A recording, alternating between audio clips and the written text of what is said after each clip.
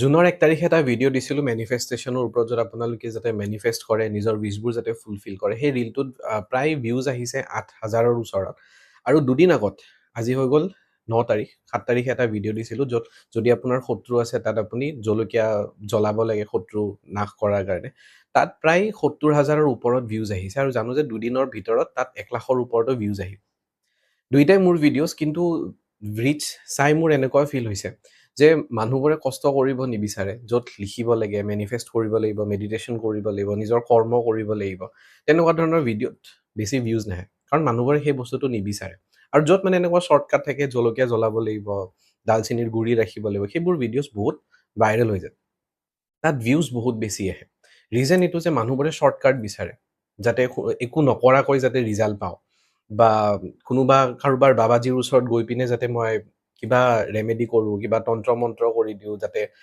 সলিউশনছ মই যাতে মোৰ ফালৰ পৰা মই একো কৰিব নালাগে সব কাম যাতে সহজতে যাতে হৈ যায় আৰু এই ৰিজনটোতে কি হয় বহুত মানুহ ঠক খায় যাৰে তাৰে ওচৰত গুচি যায়